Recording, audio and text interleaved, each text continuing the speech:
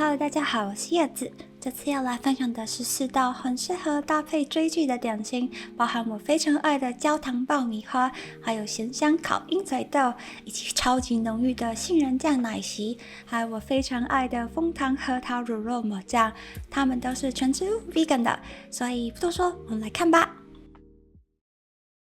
第一个看到的是电影绝配焦糖爆米花，市售的焦糖爆米花大多不是 vegan 的，所以这次就来自己做啦。那一开始我们要先来爆米花，把一个锅子以中火加热，然后我习惯加上锅盖，觉得这样子锅热的比较均匀。之后就可以放入椰子油，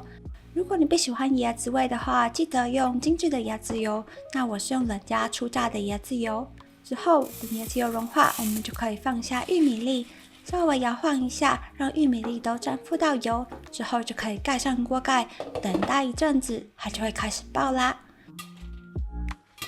中途记得不时摇晃锅子，以防玉米粒烧焦。一开始它会爆得比较温柔，后来应该就会比较激烈了，像这个样子。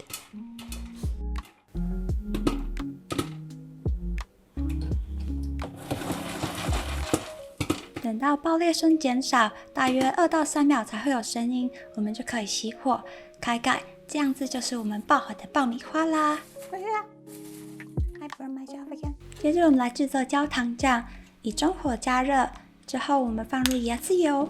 待椰子油融化之后，我们就可以放入糖。这次我用的是椰糖，还有枫糖浆，让它有甜香的滋味。之后我们把它搅拌混合，不时摇晃锅子，让它混合均匀，然后持续大约以中火煮个1分钟左右，直到它像焦糖的样子变浓稠，就可以熄火。接下来的步骤要快哦，我们加入沉香草精，还有选加的肉桂粉，以及小苏打粉，还有一点点的盐来提味，用细胶刮刀把它们混合均匀。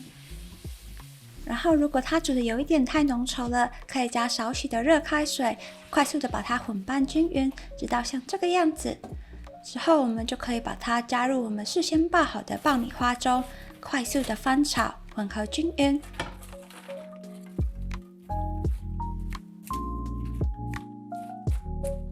之后就把它转移到一个不粘烤盘上，或是烘焙纸上，让它完全放凉。放凉过的焦糖才会酥脆哦。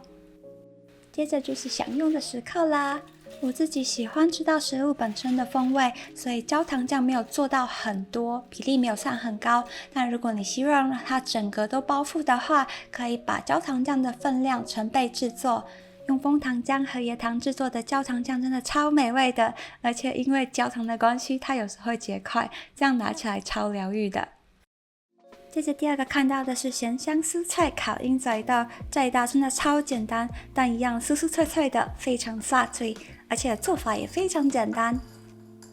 那一开始我们要先将烤箱以175度 C 预热，接着放入1罐稍微清洗过沥干的鹰嘴豆，1/2大匙的橄榄油，一点点的胡椒，还有盐。这边我真的是目测，因为我是亚洲人，所以对。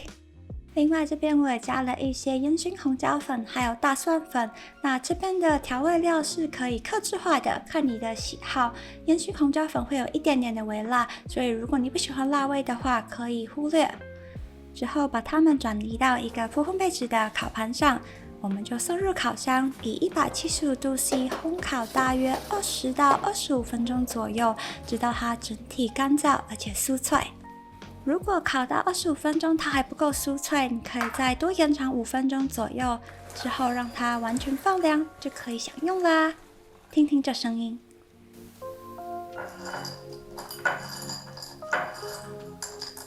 这一款很适合用来当做随时随刻的点心，因为它咸香酥脆，所以如果你喜欢咸口味的话，别错过。接着第3个要来看的是杏仁酱高蛋白奶昔，这一款真的超级浓郁美味的，而且非常有饱足感，自然香甜，喝起来身心都满足。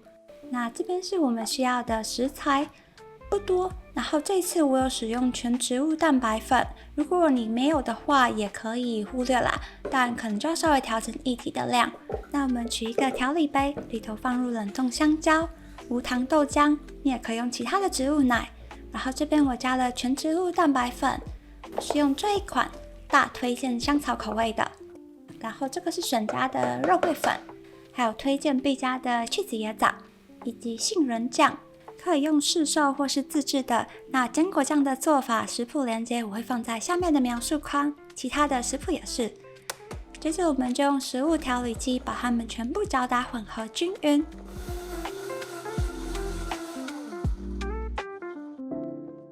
打好就可以享用啦，是不是超级快的？全部的步骤应该在5分钟之内就可以完毕，然后你就可以享用这一杯超级浓郁美味的杏仁酱高蛋白奶昔。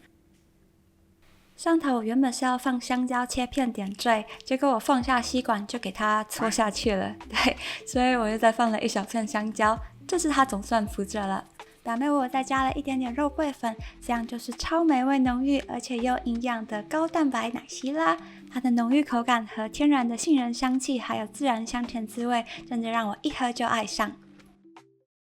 最后一个看到的是枫糖核桃乳酪抹酱，这一款当然没有真的乳酪，而是用腰果制成的全植物乳酪，它的口感和滋味真的不输传统版的。那我们这个食谱需要事先浸泡腰果，大约3到6个小时，之后我们把水沥干，再稍微冲洗一下，这样子就是我们的主角腰果。之后准备一个小的食物调理机，里头放入生腰果，还有豆浆，以及枫糖浆，把食材都刮干净哦，还有一点点的纯香草精，以及无糖苹果醋。接着我们就用食物调理机把它们全部搅打混合均匀。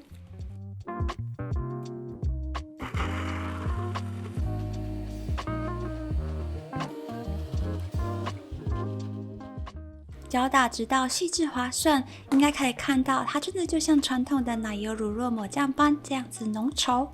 这边我强烈建议试味道，如果觉得不够甜的话，可以再加一点点枫糖浆。另外我也加了一些盐来提味。搅打混合均匀，这样子我们的基底就完成了。最后是另外一个灵魂主角核桃，